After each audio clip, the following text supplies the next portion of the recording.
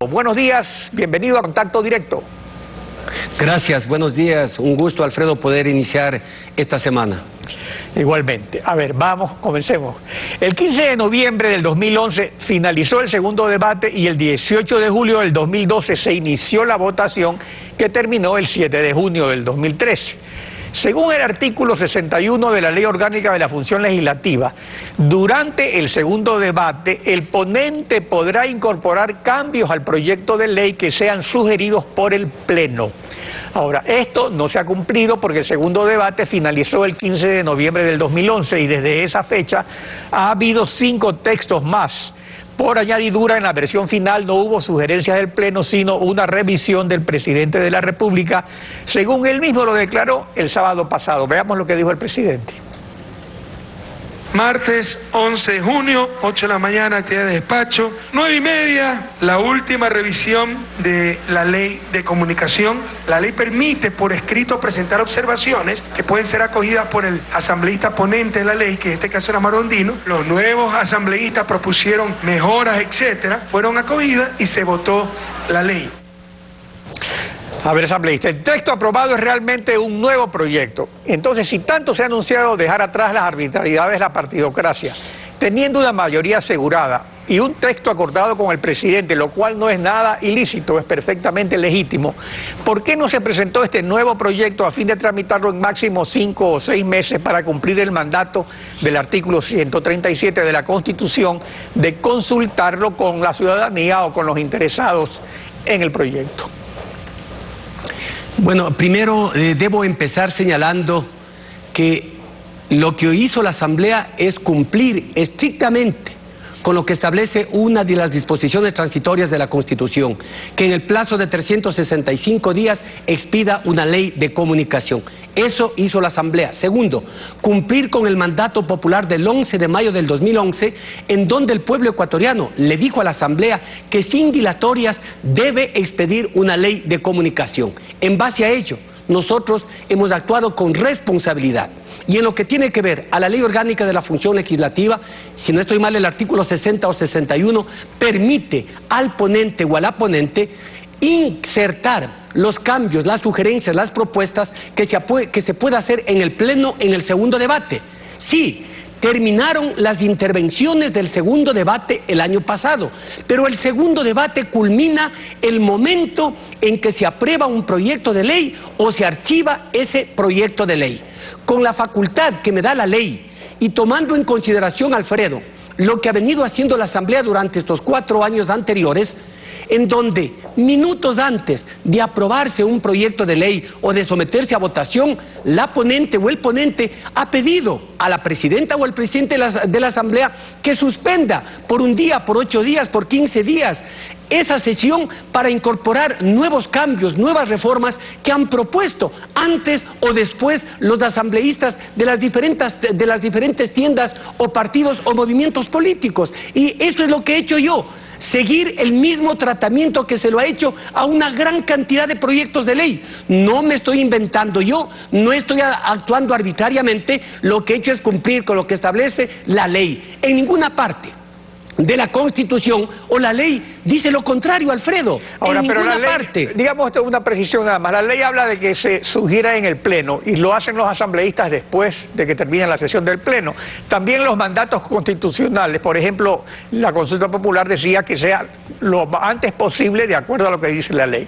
En todo caso, yo le hacía esta pregunta para que usted establezca su posición y como usted dice, el problema es que se ha venido haciendo lo mismo que usted hizo ahora con otras leyes, pero la ley la verdad es que dice otra cosa. En todo caso, eso es una práctica. No, Alfredo, la ley dice que el ponente tiene toda la facultad para incorporar las propuestas que hagan los asambleístas. Eso he hecho. Inclusive el mismo día de la asamblea en que se reinstaló y se clausuró, allí hubieron propuestas de varios asambleístas y en base a algunas sugerencias inclusive se modificó algunos pequeños textos. Eso es lo que hemos hecho. Dale al país una ley que garantice la libertad de expresión y la libertad de información para todas y para todos. En efecto, desde que usted asumió la presidencia de la comisión, hubo un cambio en la redacción del texto. Yo me acuerdo que el primer proyecto ni siquiera hablaba de los tratados de derechos humanos y luego se han ido incorporando. Entonces, ¿pero qué es lo que tenemos aquí? Tenemos una parte declarativa de derechos que reproduce lo que ordena la Constitución y los tratados internacionales. Pero luego hay la otra parte, que es la parte operativa. Entonces, por ejemplo, en el artículo 9 dice, los medios de comunicación deberán expedir por sí mismos, o sea, ellos mismos, códigos de ética orientados a mejorar sus prácticas de gestión interna y su trabajo. Se ordena, sin embargo, en el mismo artículo, que estos códigos deberán considerar las normas establecidas en el artículo siguiente, el artículo 10 de esta ley.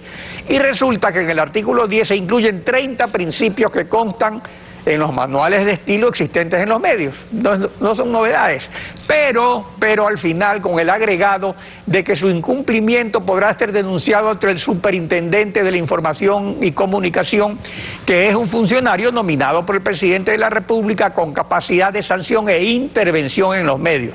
Entonces, esta incorporación, ¿cómo explica esta contradicción sustancial de poner al presidente de la República por encima de la ética y de una garantía constitucional, cuando la responsabilidad ulterior solo es civil y penal, pero nunca administrativa, de acuerdo a los tratados internacionales? Entonces, eso es lo que se nota siempre en el proyecto, ¿no? Estas dos partes, una parte clara y una parte oscura. Alfredo, qué buena cosa que varios medios de comunicación ya vengan aplicando en sus manuales de estilo los principios deontológicos a los que nosotros hacemos referencia en el artículo 10 de este proyecto de ley. Que enhorabuena, yo felicito. ¿Y por qué oponerse?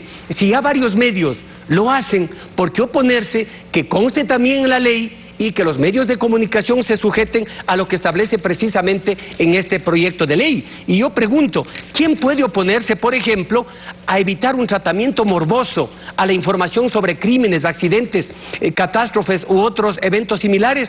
¿Quién puede oponerse a respetar los presupuestos constitucionales de verificación, oportunidad, contextualización y contrastación en la difusión de información de relevancia pública o interés general? ¿O quién puede oponerse a abstenerse de realizar prácticas de linchamiento mediático? Yo considero que ninguno podría oponerse. Y como usted, más aún, insisto, cuando ya se lo pone eso en la los parte de los principios está bien, pero el problema es que hay una innovación sustancial para la aplicación, y apareció en el texto incluso pocas horas antes de la votación, que es la de asimilar el derecho a la libertad de expresión con un servicio público, cuando el artículo 66 de la Constitución, que se refiere a los derechos de libertad, en ninguno de sus 29 numerales dice eso, más bien consagra en el numeral sexto las libertades de opinión y expresión, y en el numeral 25, cuando se refiere a los servicios públicos, más bien establece el derecho a acceder a bienes y servicios públicos y privados de calidad, así como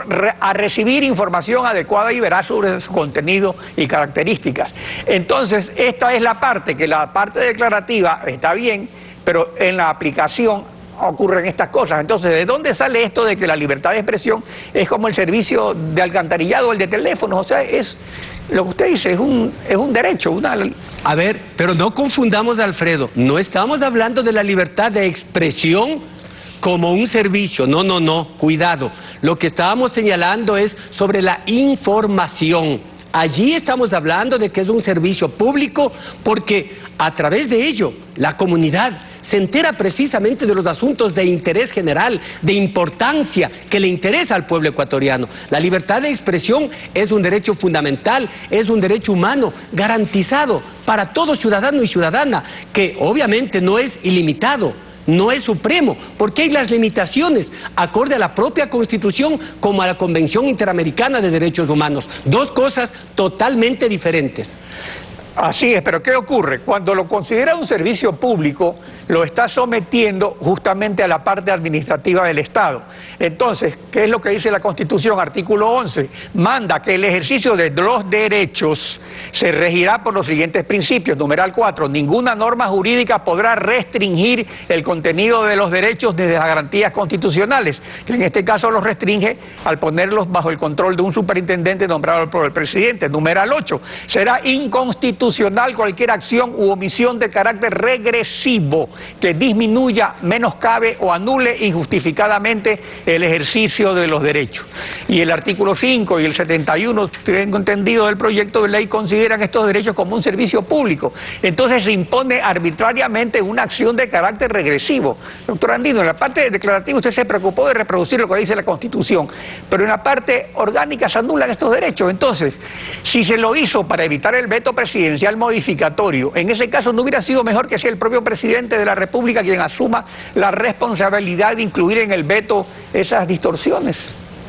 Bueno, nosotros lo que hemos hecho es, de una manera técnica, sustentada exclusivamente en la Constitución, en la Convención Interamericana de Derechos Humanos, el desarrollo de los derechos de la comunicación. Así está contemplado precisamente en este proyecto de ley. Pero yo pregunto, ¿por qué varios medios, por qué algunos periodistas pretenden incendiar, prácticamente utilizando un término a lo mejor un tanto fuerte, por la expedición de este proyecto de ley, o poner en contra de la Asamblea o de quienes somos parte del país?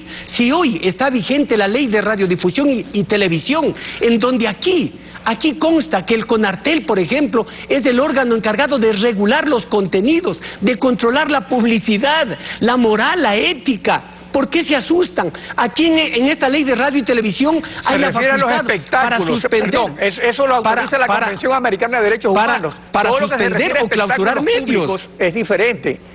Es diferente. No, en varios ámbitos, Alfredo. Aquí la ley de radio y televisión, y durante décadas y décadas no se ha dicho nada, no ha pasado nada. Hoy, cuando el Ecuador está a punto de contar con una ley de comunicación que en verdad está garantizando los derechos a la democratización, al acceso a los medios de comunicación, a la reversión de las frecuencias que arbitraria y legalmente se concedieron en gobiernos anteriores, o a garantizar la publicidad nacional, o a decir que del 10% del presupuesto que tienen las empresas para pautar a nivel nacional en la publicidad, ese 10% sirva para fortalecer a los medios locales o regionales, como a los medios comunitarios, ponen el grito en el cielo. Por Dios, yo considero que hemos hecho todo lo que ha estado dentro de nuestro alcance, sin dedicatorias, sin tratar de agredir a ningún medio que sea público, privado o comunitario, sino por el contrario, garantizar que exista una información de calidad, investigativa, así, con respeto a los derechos humanos. Eso es lo que hemos querido y eso es lo que aspiramos que en verdad ocurra en el